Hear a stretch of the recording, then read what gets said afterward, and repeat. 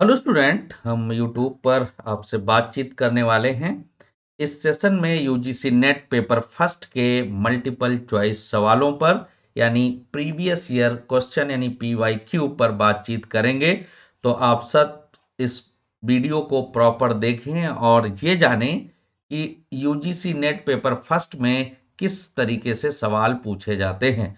महत्वपूर्ण है, आज जो ये वीडियो आपके समक्ष आएगा इसमें हम मल्टीपल चॉइस क्वेश्चंस करेंगे, वो भी UGC net JRF paper first, क्योंकि आप सब जानते हैं यूजीसी नेट के जो डेट है 2024 की, वो 10 जून से 21 जून के बीच एग्जाम कंडक्ट कराने की बात की गई है। और उसी के सिलसिले में हम लोग नए बैचेज स्टार्ट कर चुके हैं ऑनलाइन के, और जो इच्छुक स्टूडेंट हैं, जो इंटरेस्टेड स्टूडेंट हैं, वो लगातार जुड़ रहे हैं और प्रॉपर बैचेज चल रहे हैं। पेपर फर्स्ट और पेपर सेकंड सब्जेक्ट के भी सब को यहाँ पर आपको क्लासेस मिल रही हैं, और पेपर फर्स्ट जो कॉमन पेपर है, कंपलसरी पेपर है, उसके भी आपको क्लासेस कंटिन्यू हैं। तो वो भी जो इंटरेस्टेड स्टूडेंट हैं वो ले सकते हैं क्लासेस। अपनी सुनिश्चित करें सीट और कंटिन्यू करें तैयारी। इसके लिए इन नंबरों पर आपको कॉल करना और अपनी सीट को सुनिश्चित करना है।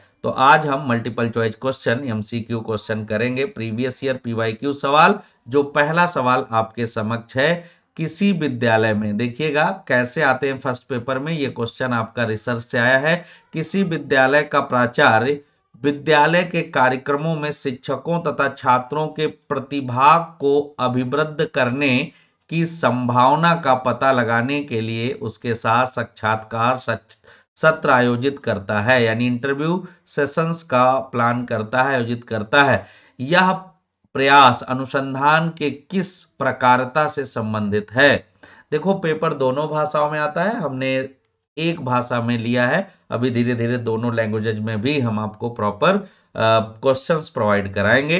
तो ये पहला क्वेश्चन है, आप पढ़ चुके हैं। इसमें 4 ऑप्शन है: मूल्यांकन, अनुसंधान, evaluation, research, fundamental research, applied research और एक्शन रिसर्च। आपको बताना है कि हमें विद्यालय के प्राचार्य होने के नाते हम छात्रों और शिक्षकों के प्रतिभाग में अभिवृद्ध करने की संभावना का पता लगाना चाहते हैं, तो हम किस प्रकार के रिसर्च को, तो जब अब इस प्रकार की प्रॉब्लम्स हमारे सामने आती हैं तो हम ऐसे रिसर्च मेथड को यूज करते हैं जो त्वरित समस्या का वैज्ञानिक समाधान करता है। यानी यहाँ राइट ऑप्शन हो जाएगा थर्ड, एक्शन रिसर्च, क्रियात्मक अनुसंधान। क्यों क्रियात्मक अनुसंधान जरूरी हो जाएगा? क्योंकि यहाँ हमें प्रॉब्लम को त्वरित रूप से साइंटिफिक हमें चाहिए सॉल्यूशन, समाधान। इसलिए एक दूसरा क्वेश्चन फिर उसी से रिलेटेड है और पूछ लिया गया है कि एक्शन रिसर्च या क्रियात्मक अनुसंधान करने के सोपान, सोपान मीन्स स्टेप्स,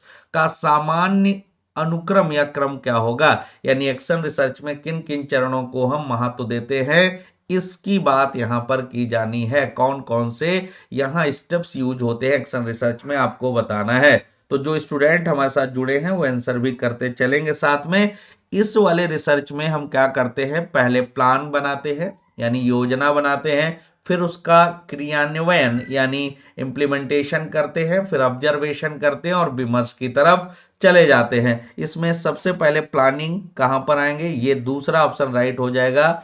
योजना निर्माण, क्रियान्वयन और प्रेक्षण, और इसके बाद विमर्श की बात होगी। क्वेश्चन नंबर थर्ड की हम बात करें, निम्नलिखित में से अनुसंधान चरणों का कौन सा क्रम तार्किक है? तो आप सर सिंपल सा जानते हो, रिसर्च स्टेप्स, आप जर्नल रिसर्च स्टेप्स की अगर हम बात करें, अनुसंधान के सोपान या चरणों की बात करें, तो सबसे पहला चरण जो होता है वो शोध समस्या हमारे सामने आती है, रिसर्च प्रॉब्लम आती है। अब रिसर्च प्रॉब्लम क्या होते हैं? वेरिएबल्स होते हैं जिनको हमें जानना होता है, उनका आपस में रिलेशन क्या, रिसर्च प्रॉब्लम कहलाती है। बाकी हम डिटेल में जब टॉपिक पढ़ेंगे, फिर परिकल्पना यानी शोध परिकल्पना या यहाँ रिसर्च हाइपोथेसिस आ जाती है। अब रिसर्च हाइपोथेसिस के जब हम आगे बढ़ते हैं तो हमारे पास रिसर्च डिजाइन यानी शोध अभिकल्प आ जाता है, अभिकल्प आ जाता है। और अभिकल्प के आगे जब हम बढ़ते हैं तो हमारे समक्ष यहाँ पर क्या आ जाता है कि हम प्रदत्त यानी डेटा को इकट्ठा करते हैं, यानी सैंपलिंग करना शुरू करते हैं डेटा कलेक्शन की बात, सैंपलिंग की बात करते हैं। अब जब सैंपलिंग हम कर लेते हैं तो जो डेटा मिला उसकी एनालिसिस करते हैं, विश्लेषण करते हैं, और विश्लेषण करने के बाद हम सामान्यीकरण या निष्कर्ष निरूपण करते हैं। जनरलाइजेशन या सामान्यीकरण की बात करते हैं, निष्कर्ष निरूपण की तरफ जाते हैं।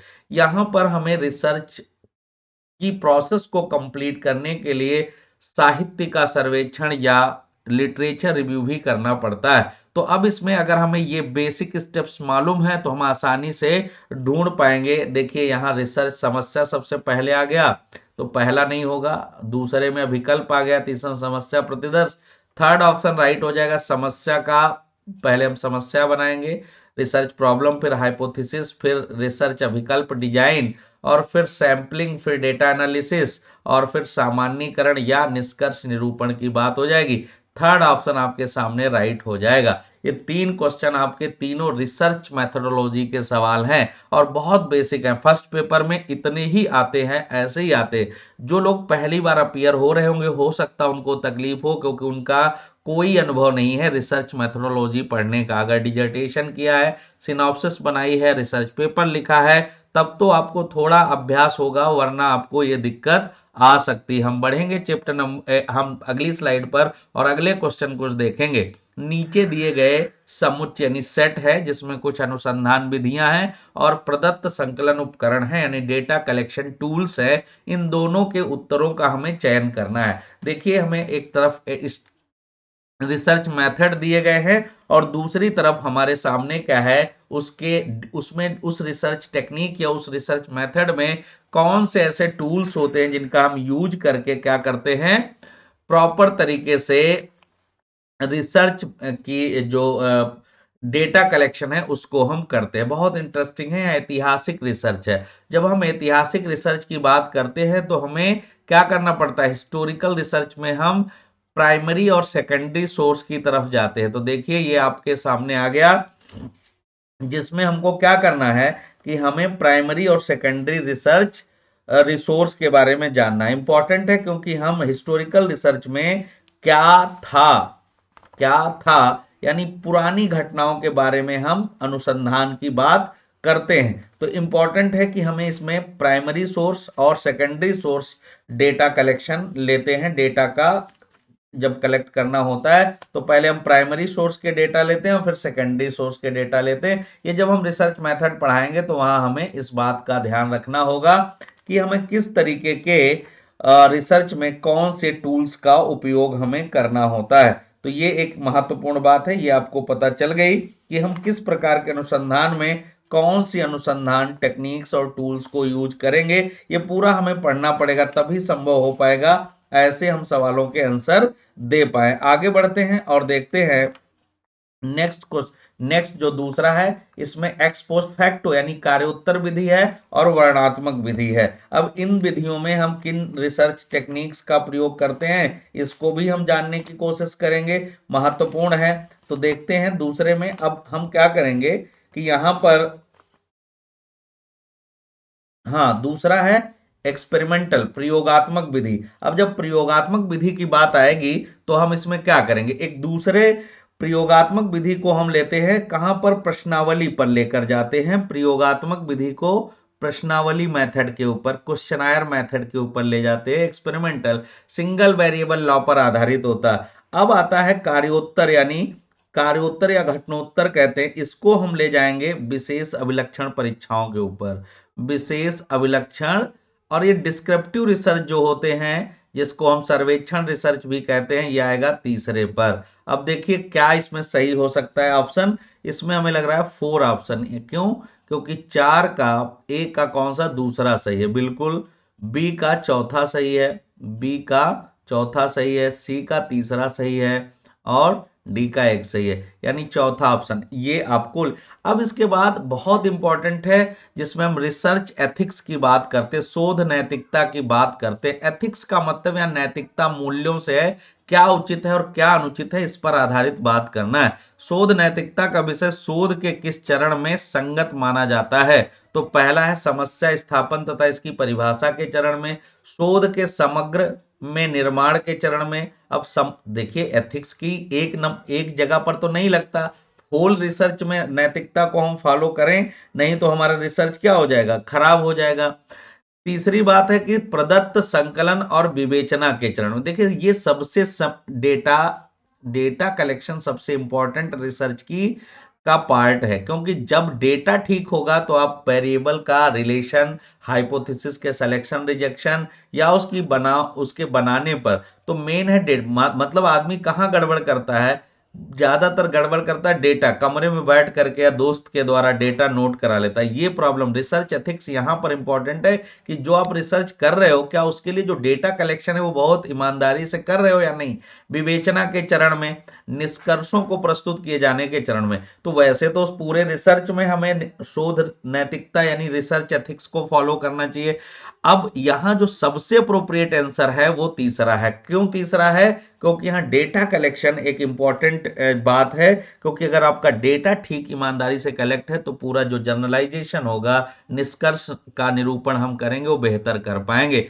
नेक्स्ट क्वेश्चन है, निम्नांकित में से किस प्रारूप में प्रतिवेदन, जब आप रिसर्च रिपोर्ट लिखते हो, प्रारूप औपचारिक रूप से निर्दिष्ट निर्दिष्ट होता है, यानी दिखाई पड़ता है, निर्दिष्ट होता है, बहुत इंपॉर्टेंट है।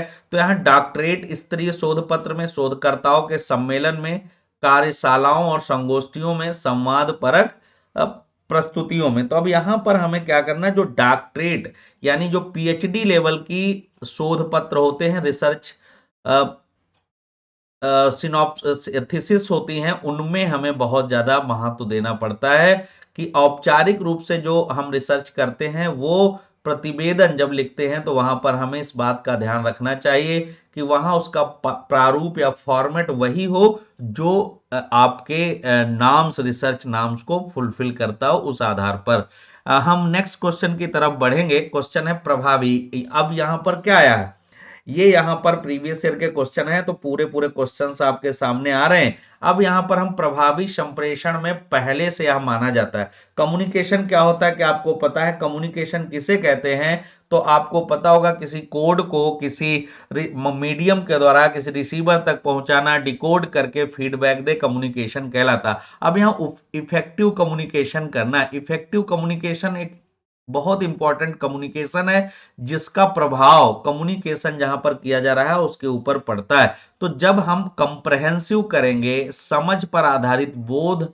या कंप्रहेंशन या मीनिंग पर आधारित अर्थपूर्ण करेंगे अगर हम कम्युनिकेशन या संप्रेषण, तो संप्रेषण क्या हो जाएगा, प्रभावी हो जाएगा। संप्रेषण प्रभावी कब होगा, जब वो बोध पर, अधिप्रभुत्वता पर, तटस्थता पर, उदासीनता पर तो बिल्कुल नहीं, तटस्थता थोड़ा चल सकता है लेकिन प्रभुत्व, अथॉरिटियन तो आदमी को नहीं अच्छा लग रहा है तब भी वो अच्छा कह रहा है। नेक्स्ट क्वेश्चन, जब मौखिक और अमौखिक, यानी यहां पर हम क्या कर रहे हैं, वर्बल और नॉन वर्बल संदेश परस्पर विरोधी हैं, मौखिक और अमौखिक संदेश परस्पर विरोधी हैं, तो यह कहा जाता है कि अधिकांश लोग विश्वास करते हैं। तो किस पर ज्यादा विश्वास करेंगे ये दोनों? तो यहां अमौखिक संदेशों में परस्पर विरोधी हैं, तब यह कहा जाता है कि अधिकांश लोग विश्वास करते हैं। थर्ड ऑप्शन राइट होगा, अमौखिक संदेशों में। बहुत इंपॉर्टेंट है, अमौखिक, जो मौखिक ना हो, लिखित हो। अमौखिक ना मतलब लिखित हो,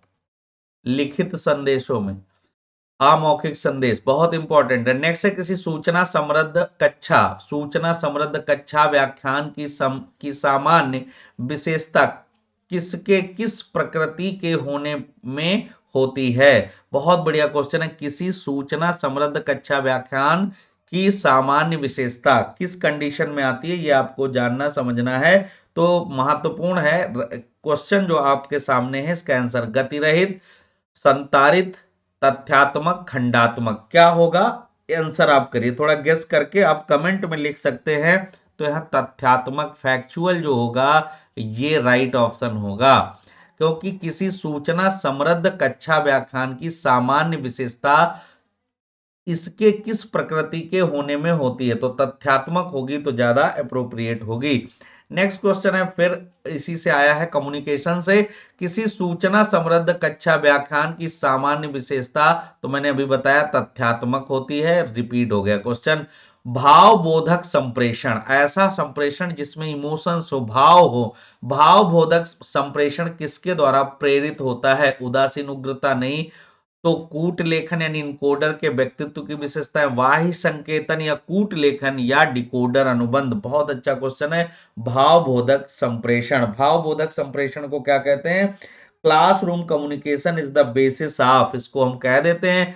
तो राइट ऑप्शन क्या हो जाएगा इसमें? जो क्वेश्चन है इसमें भावबोधक, भावबोधक का मतलब होता है positive classroom communication lead to, भावबोधक पॉजिटिव क्लासरूम कम्युनिकेशन की बात यहां पर की जा रही है, यानी कूट इनकोडर की बात होगी इसमें। कूट क्योंकि किसके संप्रेषण में? तो इनकोडर के कम्युनिकेशन पर हमें फोकस करना है, यानी कूट लेखक इनकोडर के व्यक्तित्व की विशेषताओं पर, उसका जितना बेहतर पर्सनालिटी होगा, इट मींस यहां कम्युनिकेशन की इफेक्टिवनेस उतनी ज्यादा होगी। भावबोधक की बात की जा रही। नेक्स्ट क्वेश्चन है कक्षा संप्रेषण यानी सकारात्मक कक्षा संप्रेषण का परिणाम निम्नलिखित में से क्या होता है? ये क्वेश्चन पूछा गया है। Classroom communication is the basis of, तो आप क्या कह देंगे? सामाजिक पहचान का, सामाजिक नहीं, ये क्वेश्चन नहीं है। इसमें राइट ऑप्शन हो जाएगा अनुनय का। अनुनय का मतलब होता है जिसमें हम थोड़ा रिक्वेस्टली कुछ कह रहे हो, ऐसा होता है। तो ये भी क्वेश्चन एक इंपॉर्टेंट था। आगे बढ़ेंगे। कक्षा संप्रेषण किसका आधार है? सामाजिक पहचान का, ये राइट ऑप्शन हो जाए। कक्षा संप्रेषण किसका है? सामाजिक पहचान का, निरर्थक, बाह्य निरर्थकताओं का, पूर्वाग्रही उदासीनता, सामूहिक उग्रता, कोई नहीं होंगे। पहला ही ऑप्शन राइट होगा। नेक्स्ट क्वेश्चन हम बढ़ेंगे। निम्नलिखित दोनों कथनों को पढ़ें। पहला कथन, ये देखिए आईसीटी से क्वेश्चन आया है और पहला कथन यहां पर क्या कह रहा है? आईसीटी में देखिए, आईसीटी से कई क्वेश्चन आते हैं, ध्यान रखना है। आईसीटी के कई क्वेश्चन आएंगे जिसमें हमें इस बात का ध्यान रखना है। जो क्वेश्चन आया है उसको हमें पढ़ना। निम्नलिखित दोनों कथनों को पढ़ें। पहला कथन क्या है? सूचना एवं प्रौद्योगिकी, क्या है? सूचना एवं प्रौद्योगिकी यानी ICT, information and communication technology में सूचना प्रौद्योगिकी यानी आईटी का उप समुच्चय माना जाता है, यानी आईसीटी को आईटी का उप समुच्चय माना जाता है। दूसरा, सॉफ्टवेयर के किसी हिस्से के उपयोग अधिकार को कॉपीराइट सर्वाधिकार सुरक्षित कहा जाता है। अब उपरोक्त कथनों में से कौन सा कथन सही है, यह आपको बताना है। दोनों में बहुत बढ़िया क्वेश्चन है, ऐसे ही क्वेश्चन आपको आते हैं। ना इसमें एक सही है और ना ही दो सही, क्योंकि देखिए आईसीटी सूचना एवं संचार प्रौद्योगिकी को सूचना प्रौद्योगिकी का समुच्चय माना जाता है, नहीं। और सॉफ्टवेयर के किसी हिस्से के उपयोग अधिकार को कॉपीराइट सर्वाधिक सर्वाधिकार सुरक्षित कहा जाता है, ये भी नहीं कहा जाता। तो ना पहला सही है और ना दूसरा सही। नेक्स्ट क्वेश्चन की तरफ हम बढ़ेंगे। निम्नलिखित में से कौन सा कंप्यूटर मेमोरी, अब हम ये पढ़ाएंगे रैम रोम के बारे में, पूरी मेमोरी क्लासिफिकेशन आईसीटी जब पढ़ाएंगे। निम्नलिखित में से कौन सा कंप्यूटर मेमोरी प्रकारों में से उच्चतम से न्यूनतम, यानी उच्चतम से न्यूनतम गति यानी स्पीड को सूचीबद्ध करता है?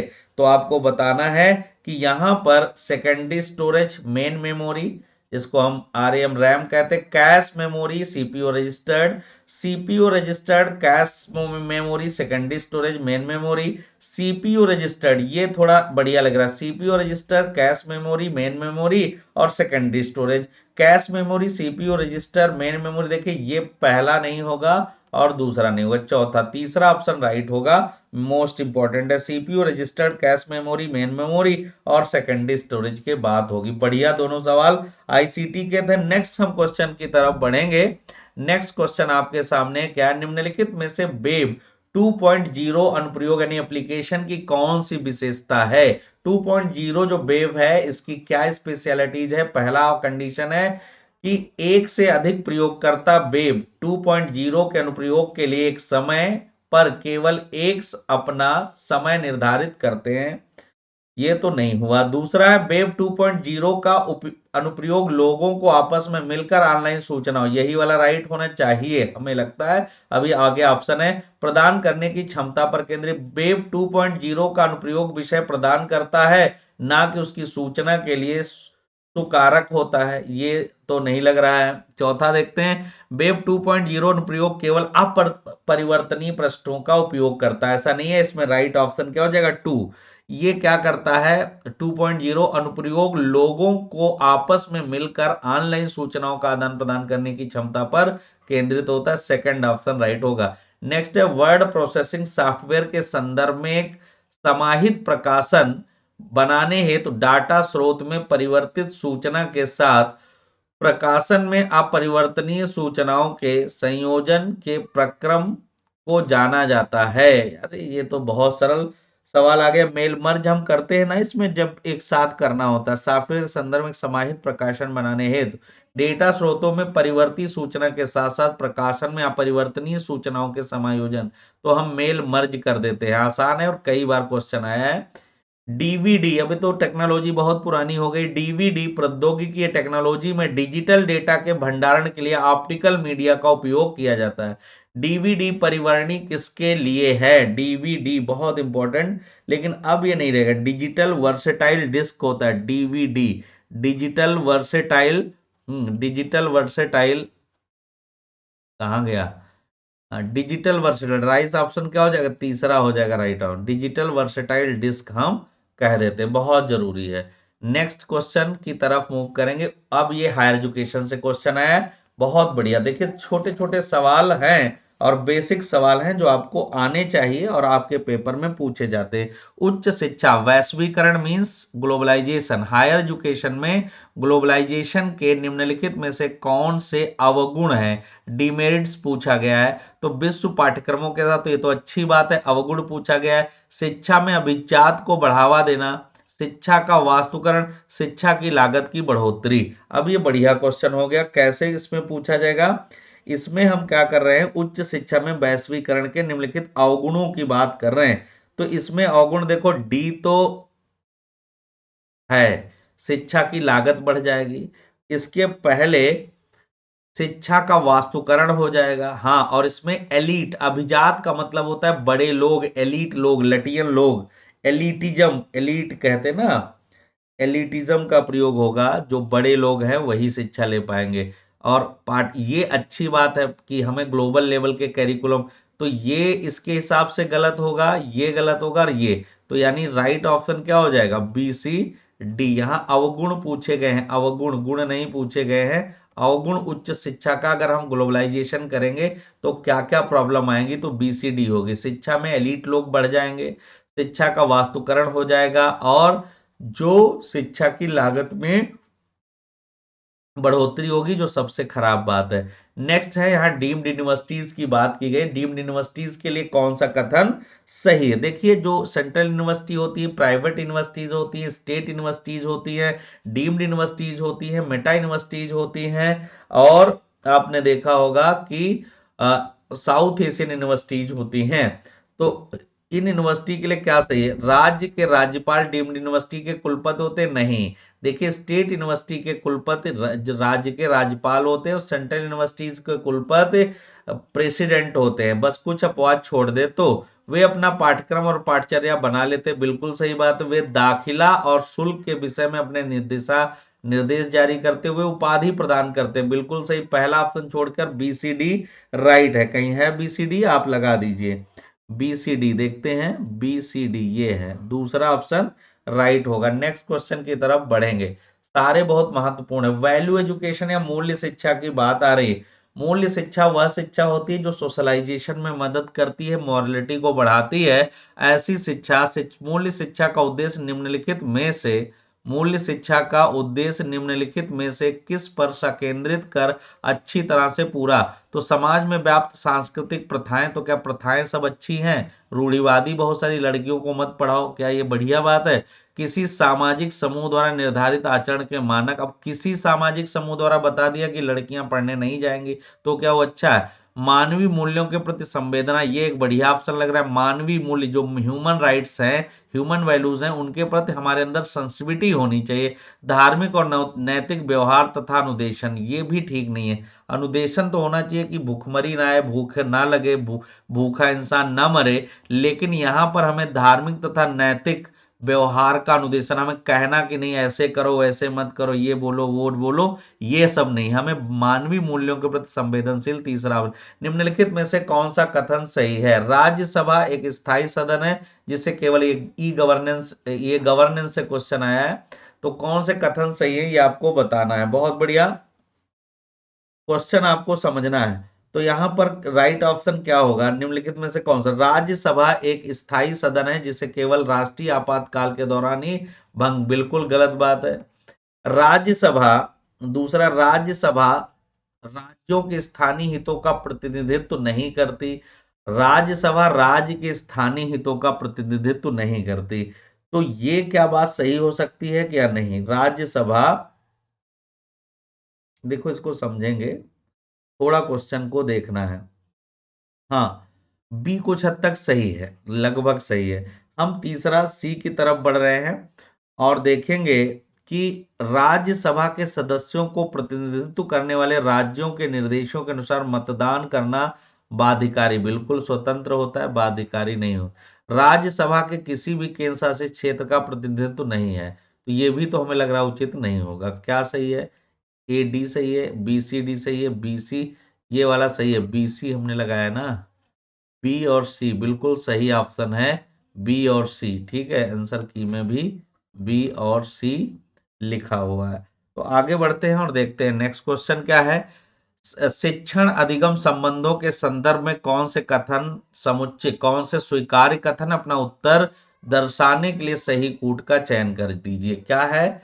अधिक शिक्षण अधिगम यानी टीचिंग लर्निंग प्रोसेस में रिलेशन को डिफाइन करना, उसके कौन कौन से कथन स्वीकार्य या एक्सेप्टेबल हैं उन पर हम बात करें। जब छात्र किसी परीक्षा में असफल होता है तो शिक्षक असफल, हाँ, बच्चे फेल नहीं होते, व्यवस्था फेल होती, तो ये तो मान लिया जाए। प्रत्येक शिक्षण का उद्देश्य अधिगम यानी सीखना सुनिश्चित करना है, बिल्कुल हमको तो ये लग रहा है कि प्रत्येक उसका काम है कि शिक्षण होना चाहिए, प्रत्येक उसका काम है कि शिक्षण। तो देखिए पहला हमें सही लग रहा है, दूसरा भी सही लग रहा है। तीसरा, अधिगम के बिना शिक्षण हो सकता है? अधिगम बिना सीखे शिक्षण, अब जब तक आप ट्रेनिंग नहीं लेंगे, पढ़ना नहीं सिखाएंगे तो कैसे शिक्षण? अधिगम के बिना, बिना सीखे टीचिंग नहीं कर सकते। शिक्षण के बिना कोई अधिगम नहीं हो सकता। अब शिक्षण के बिना बहुत सारा, कोई जरूरी है टीचिंग, नो स्कूल नहीं जाते हैं, कोई शिक्षक शिक्षण करता है किंतु सीखता है, बिल्कुल सही बात है।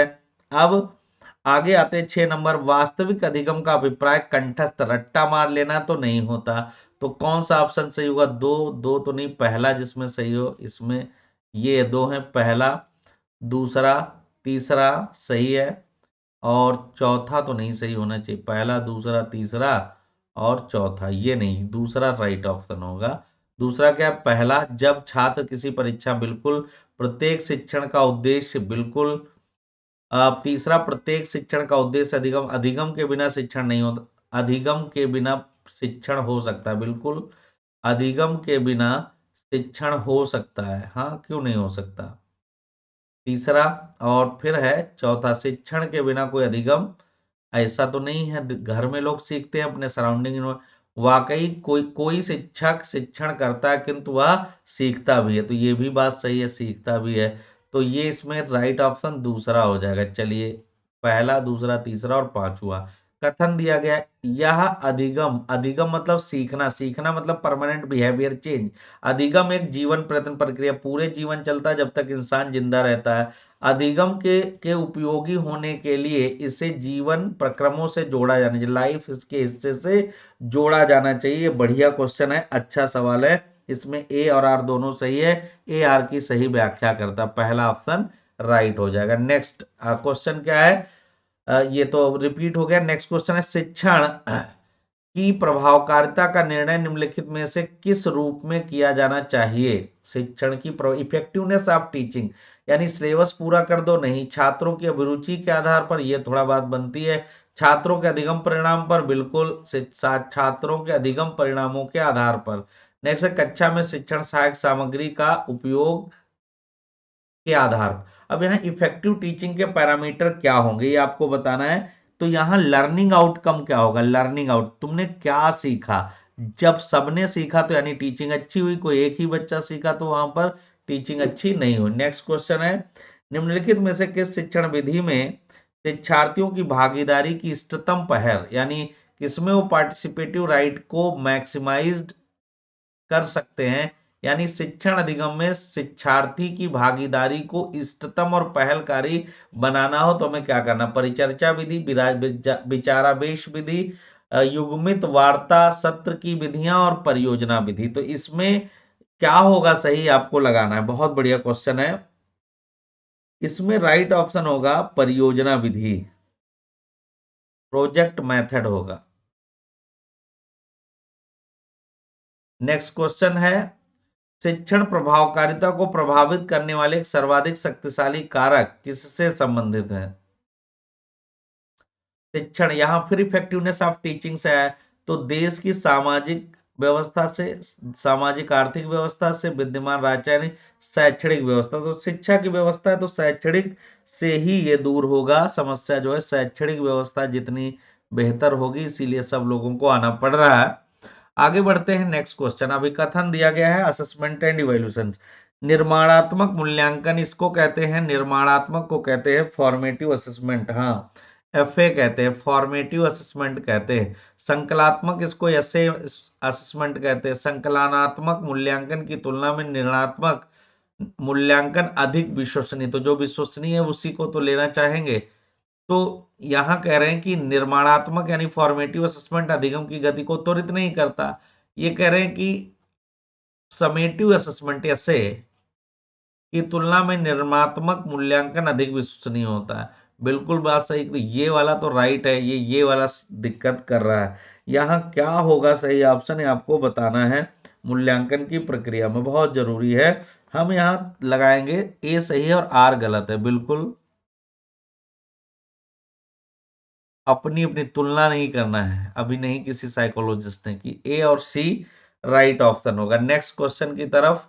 तो ये आखिरी सवाल था जिसको हमने डिस्कस किया। आप सब जानते हैं यूजीसी नेट में अब आपको फर्स्ट पेपर में पता चला होगा कैसे क्वेश्चन पूछे जाते हैं। ऑनलाइन बैचेज स्टार्ट हो गए यूजीसी नेट के, पेपर फर्स्ट का और पेपर सेकंड का। जो लोग चाहते हैं पेपर फर्स्ट पढ़ना या दोनों पेपर पढ़ना, वो इस नंबर पर कॉल और मैसेज से अपनी सीट सुनिश्चित करेंगे। क्लासेस कंटिन्यू हो चुकी है यूजीसी नेट जून 2024 के लिए, बहुत इंपॉर्टेंट है। अगर डेट का जो निर्धारण है पहले है तो नोटिफिकेशन आने वाला है, हम भरेंगे और जून में पेपर देंगे। तो जो लोग अपना चाहते हैं पढ़ाई करना हमारे साथ, वो इस नंबर पर कॉल और मैसेज करके सीट सुनिश्चित करें और पढ़ाई को कंटिन्यू करें। आप सब हमारे साथ जुड़े रहे, इसके लिए आप धन्यवाद के पात्र हैं, क्योंकि आपके भी ब्रेन में हलचल हुई होगी कि यूजीसी नेट में पेपर कैसा पूछा जाता है, क्वेश्चन कैसे आते हैं। तो ये हर साल इसी तरीके के क्वेश्चन आते हैं, लेकिन कठिनता स्तर इनका लॉजिकल होता जा रहा है, अप्लाइड होता जा रहा है। तो इंपॉर्टेंट है आप ऐसी तैयारी करें ताकि आप जून में बेहतर तरीके से रिसर्च का जो प्रोग्राम है उसको ज्वाइन कर सके, अटेंड कर सके। तो अभी हम लेंगे विदा आपसे, अब मिलेंगे आगे तो फिर कुछ नई बातचीत आपसे करेंगे। तो अभी जो लोग हमारे साथ जुड़े हैं वो अगर पढ़ना चाहते हैं तो इन नंबरों पर कॉल करके और अपनी सीट सुनिश्चित करें। Thank you so much.